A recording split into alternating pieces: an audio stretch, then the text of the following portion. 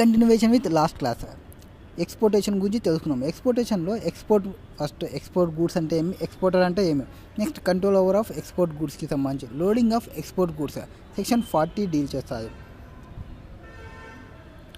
Section 39 వచ్చేసి ఈ entry అవుట్వర్డ్కి సంబంధించినది డీల్ చేస్తుంది. సెక్షన్ 39 వచ్చేసి ఎంట్రీ అవుట్వర్డ్కి డీల్ చేస్తుంది. Export goods not to be loaded on వెజిల్ until entry outward granted. That is ఎవరైతే ఎక్స్పోర్ట్ గూడ్స్ ఉన్నావో ఎక్స్పోర్ట్ గూడ్స్ని ఎంట్రీ అవుట్వర్డ్ చేసేంత వరకు గూడ్స్ని లోడ్ చేయడు వెజిల్లో. ఇక్కడ ఎవరైతే పర్సనల్ ఇన్ఛార్జ్ ఉంటారో కంపల్సరీగా shall not permit loading of export goods until receipt of entry outward for the proper officer. Entry outward ఎక్స్పోర్ట్స్కి ఎంట్రీ అవుట్వర్డ్ వస్తుంది, ఇంపోర్ట్స్కి ఎంట్రీ ఇన్వర్డ్ వస్తుంది. ఎంట్రీ అవుట్వర్డ్ రిసీట్ వచ్చేంత వరకు ప్రాపర్ ఆఫీసర్ అలో చేయరు పర్సనల్ ఇన్ఛార్జ్కి గూడ్స్ని ఎక్స్పోర్ట్ చేయడానికి. ఎక్సెప్షన్ వచ్చేసి బ్యాగేజ్ కానీ ఆ మెయిల్ బ్యాగ్స్ ఉన్నప్పుడు కానీ ఎక్సెప్షన్ ఉంటుంది. నెక్స్ట్ ఇక్కడ మనకేమంటే in some of loading of goods of export the following requirements also to be fulfil.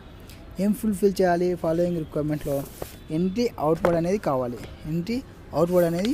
కావాలి. Next shipping bill or bill of export, bill of transhipment అంటే సెక్షన్ 50 ఇవి కావాలి. Next let export order under section 51 కావాలి. Boat note కావాలి. So boat note గురించి section 35లో చెప్పినాను. Let export order గురించి సెక్షన్ 51లో చెప్తాను. Shipping bill of export, bill of transshipment section 50 deal చేస్తుంది.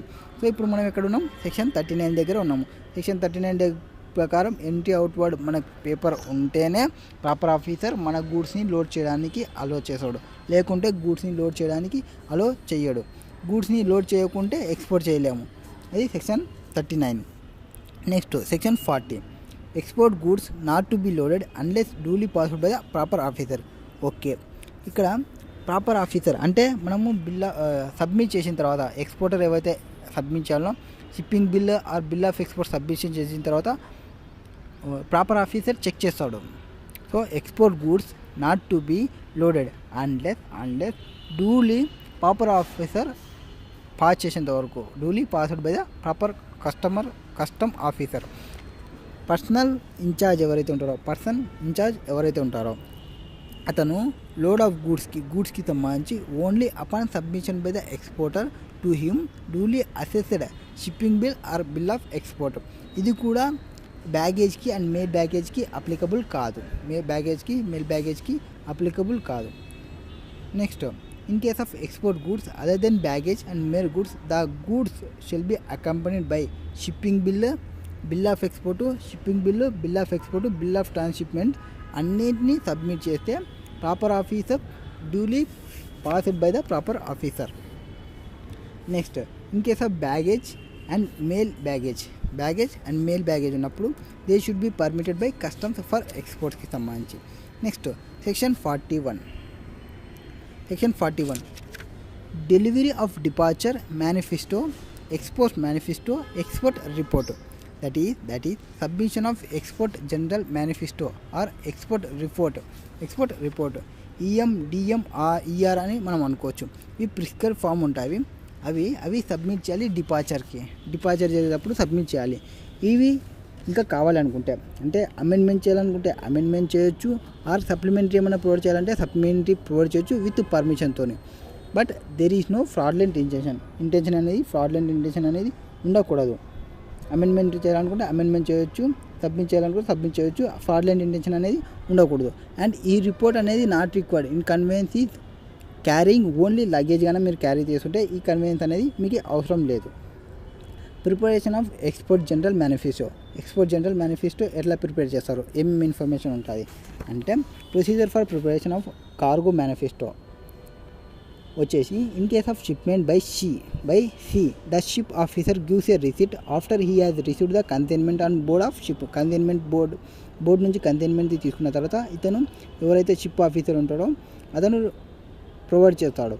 This receipt is called as MAT receipt. MAT receipt. It is surrendered to the stamp agent or agent who issued the bill of lading. ఎవరికైతే bill of lading issue చేసినామో ఆ పర్సన్కి provide చేస్తారు. Next in case of shipment by air ఉంటే, అది పైన sea ఉంటే అట్లా.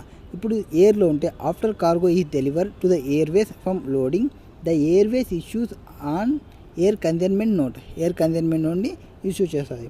ఒకవేళ in case of train or lorry అట్లాగానే వస్తే a railway receipt or lorry receipt as the case may be is issued has soon as the consignment is received by the carrier. Consignment will be issued by the carrier. ఇవి రిసీట్స్కి సంబంధించి notes. Next general manifesto కంటే consignment, bill of lading, air consignment notes, railway receipts, lorry receipts issued. Next passengers and crew departures manifesto and passenger names record information. Section 41A. ఇక్కడ ఏం చెప్తారంటే the person in charge of A conveyance that departs from India to place of out సైడ్ ఇండియాకి పోతుంటే, India నుంచి place of out సైడ్ ఇండియాకి పోతుంటే, or any other person as may be specified by the central government by notification in the official gazette shall deliver to the proper officer. ఏం deliver చేయాలి? Passenger and crew departure manifesto, PCRDM ఆ amount ఆ డీటెయిల్స్ని provide చేయాలి. Passenger and crew departure మేనిఫెస్టోని provide చేయాలి. And passenger names record information, passenger name record information of departing passengers in such form containing such particulars in manner with such time as may be prescribed. Next ఎవరైతే passengers ఉంటారో where the passengers or crew departures manifesto or passenger names record information or any part thereof is not deliver, అది deliver చేయకుంటే to the proper officer within the prescribed time and if the proper officer is satisfied that there is no sufficient cause for such delay the person in charge or other specified person shall liable to such penalty not exceeding 50,000 rupees penalty వేస్తారు. Section 41A ప్రకారం. Next section 42. Section 42లో ఏం చెప్తారు? No conveyance to leave without return order. No conveyance to leave without order. ఎవరైతే person in charge ఉంటారో of the conveyance which has brought any imported goods or has loaded any export goods at custom stations shall not cause or permit the conveyance to depart from the custom station until a written order to that effect has been given by the proper officer. Section 42(2) stipulates that no such order shall be given until ఇవి జరిగేంత వరకు ఆర్డర్ని ఇవ్వరు. ఏవంటే personal in charge of conveyance has answered a question put to him under section 38. under section 38 ప్రకారం కొన్ని questions వేసినారు. ఎవరు? Proper officer వేసినాడు. ఎవరిని? పర్సన్ ఇన్ఛార్జ్ని. ఆ పర్సన్ ఇన్ఛార్జ్ ఆన్సర్స్ని ప్రొవైడ్ చేసేంత వరకు. Next the persons of section 41 of been complied.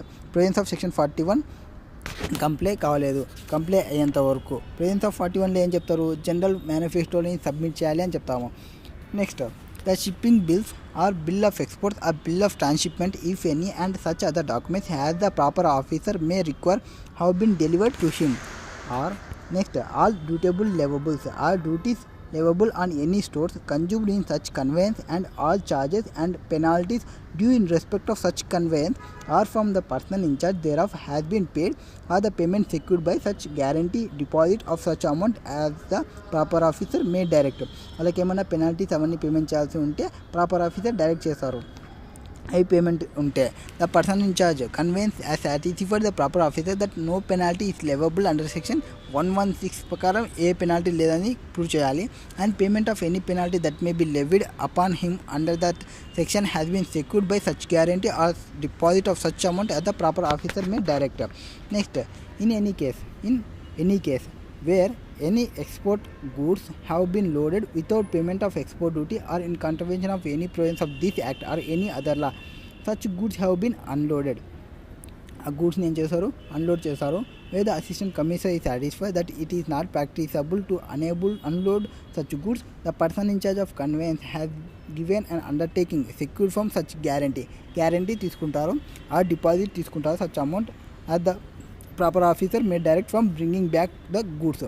So ఇంతవరకు పర్సనల్ ఇన్ఛార్జ్ ఇన్వాల్వ్ అయినాడు.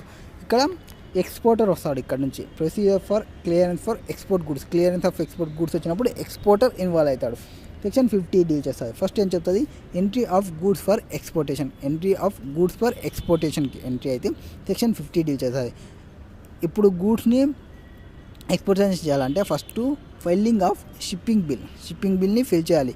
If export is in vessel or aircraft ఉంటే, ఆర్ బిల్ ఆఫ్ ఎక్స్పోర్ట్ ఉంటే, ఇఫ్ ఎక్స్పోర్ట్ ఇన్ వెహికల్ ఉన్నప్పుడు, export in vessel or aircraft ఉంటే, vessel in aircraft ఉంటే shipping బిల్ని చేయాలి. Or వెహికల్లో ఉంటే బిల్ ఆఫ్ ఎక్స్పోర్ట్ని చేయాలి. ఇక్కడ shipping bill requires details like name of exporter, కన్వేనీ, invoice number, details of packing, description of goods, quantity, FOB value ఇవన్నీ ఉంటాయి షిప్పింగ్ బిల్స్లో. నెక్స్ట్ కస్టమ్స్ అథారిటీస్ ఎవరైతే వీటన్నిటికీ ఒక సీరియల్ నెంబర్ని ఇస్తారు. ఆ సీరియల్ నెంబర్ని ఏమంటారంటే కాల్డ్ యాజ్ టోకా నెంబర్ అని అంటారు. Next to the shipping bill when it is presented. ఈ షిప్పింగ్ బిల్లో మొత్తం ఆ ఇన్ఫర్మేషన్ ఎక్స్పోర్టర్ ప్రజెంట్ అయితే షిప్పింగ్ బిల్ ఎట్లుండాలంటే, షిప్పింగ్ బిల్ అనేది అక్యురసీ అండ్ కంప్లీట్ ఇన్ఫర్మేషన్ ఉండాలి, and authenticity and validity of any document supporting ఉండాలి, and compliance with restriction or prohibition if any relating to the goods under this act or under any other law for the time being in force. ఇవన్నీ details ఉండాలి. Next section 51లో ఏముంటుంది, let export order clearance of goods for exportation. Customs officer shall verify the contents and after being satisfied that goods are not prohibited for exports will permit clearance by giving let export order. ఏం చేస్తారు, custom officer verify చేస్తాడు ఏది, కంటెంట్ని.